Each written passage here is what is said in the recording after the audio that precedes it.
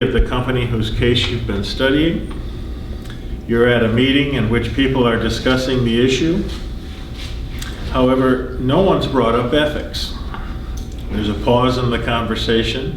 You have 90 seconds in which to convince the other people at the meeting that there are ethical issues that need to be addressed. You don't have to argue for a solution in this part of the competition.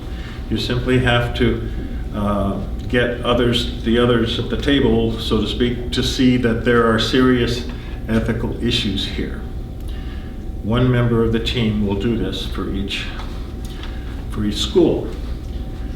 Are there any questions about that? I'll set this little timer for 1 minute and 30 seconds, and it'll beep when it beeps, and that's a signal to finish the sentence.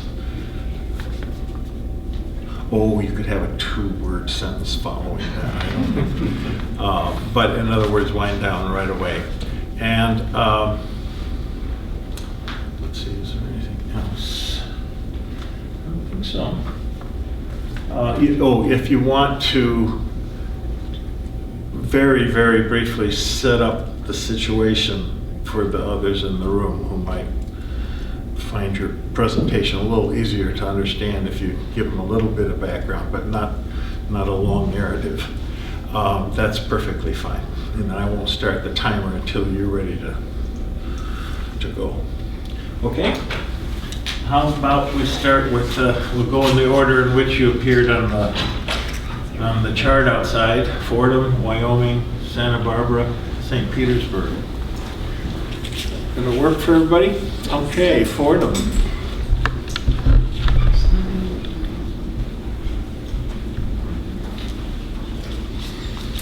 Hi, so to set this up briefly, our company is Uber, and we'll be discussing the price surging policy.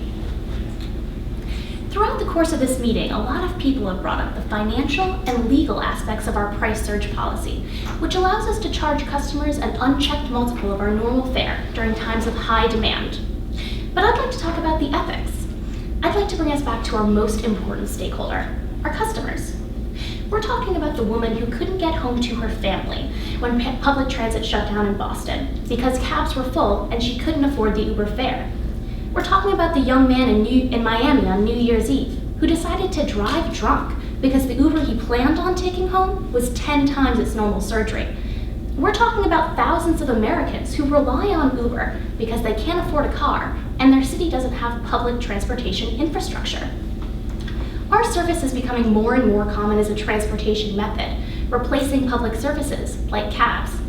People rely on Uber during times of their daily lives and in times of public emergency. When we price surge during times of high demand, we take unfair advantage of individuals in a vulnerable situation. We exploit the very customers who we promise to serve, anytime, anywhere. We need a solution that doesn't price out the less affluent. We need to make sure our customers don't view our pricing strategy as opaque and exploitative. A solution that changes incentives based on demand rather than on a case-by-case basis would be good business sense ahead of local regulation and wouldn't price out a large portion of the market who depends on our service every day. Thank you. Thank you.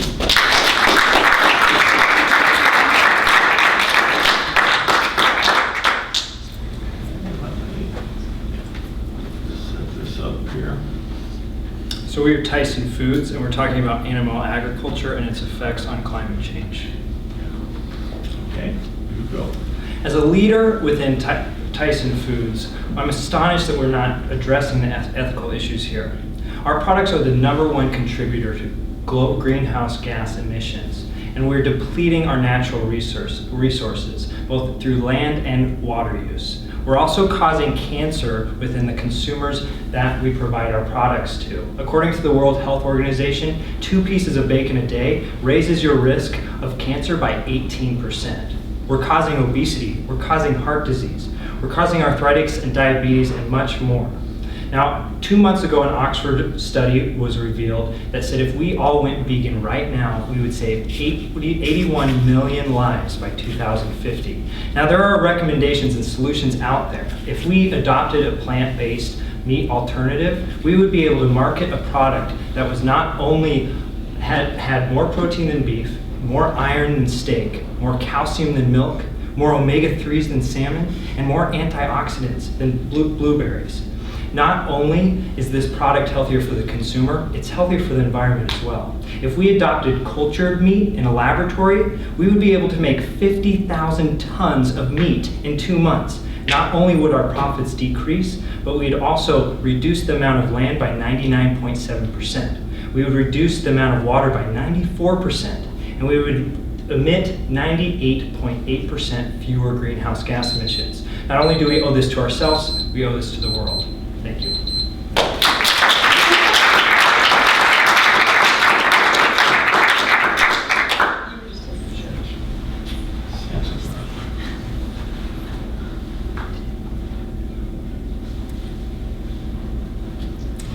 Setup? Yes, so we are Tesla and we are addressing the ethics of fully autonomous vehicles. Go.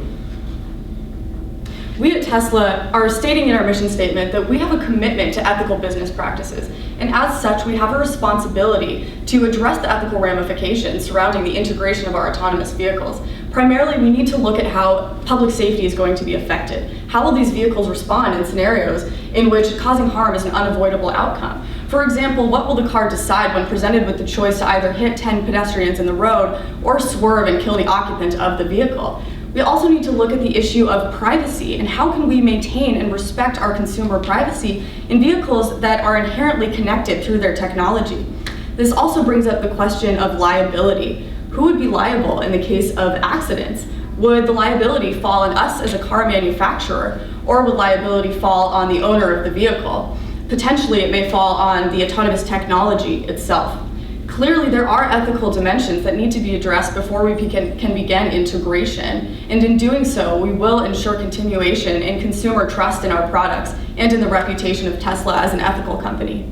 Thank you.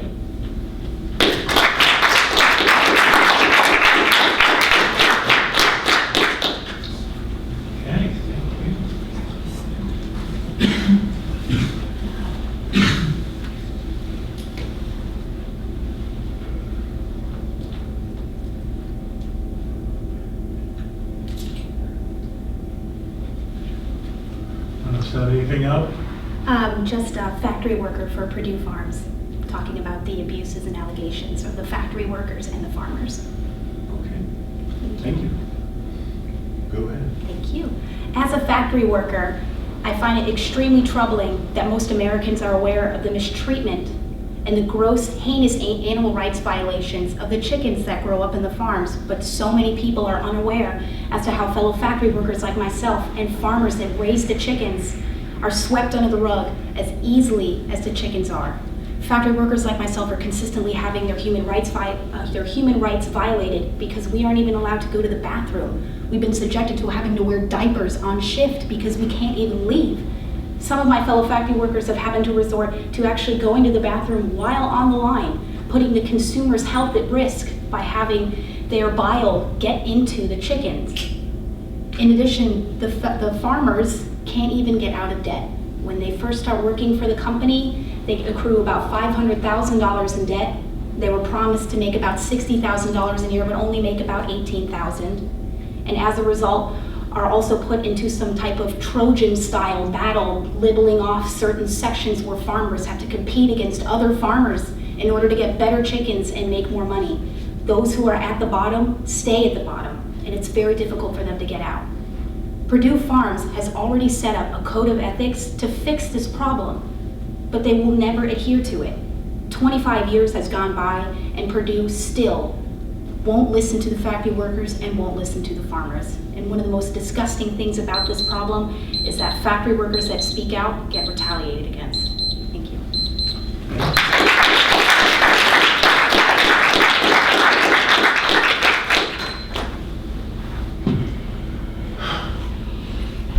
That was... Now, Ken, you do one. Yeah.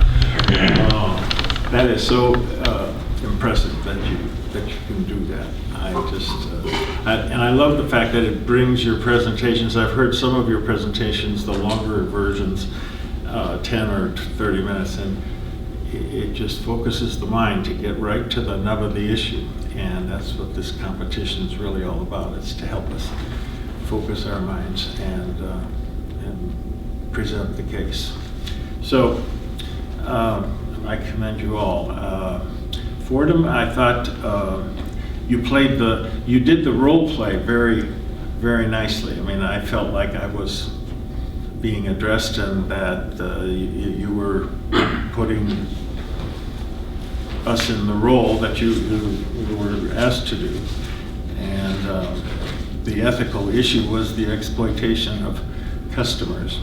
I listened to each one of you hoping that I would hear a very clear statement of the ethical issue, because that's of course what you were trying to do at this meeting. And yours came through very clearly. And in the case of Wyoming, health and nutrition seemed to me to be the focus of the ethical issue in your case.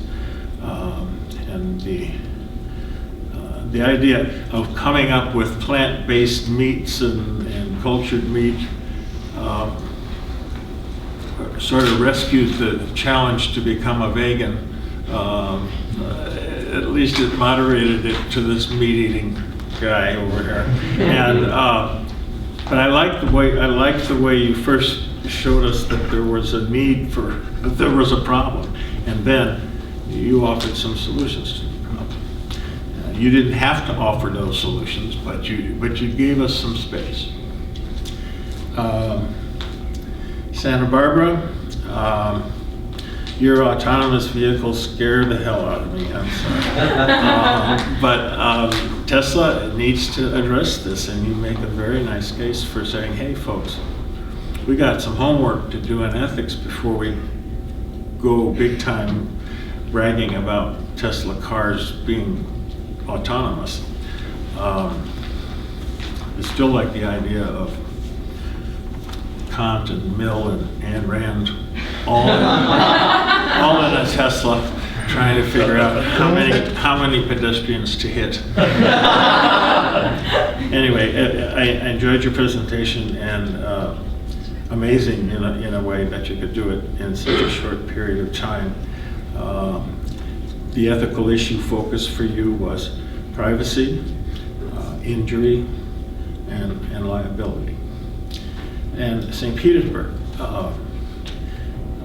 really nice. I mean, speaking as a farmer, you persuaded me that there were heinous abuses going on, and the focus in your case seemed to me to be not only the maltreatment of humans and animals, the chickens, but the way it was interwoven with the incentive system in the company. I mean, it was the incentive system that was driving the misbehavior or the heinous behavior. And that was a very helpful thing to point out. Thank you all. It was just excellent. Thank you.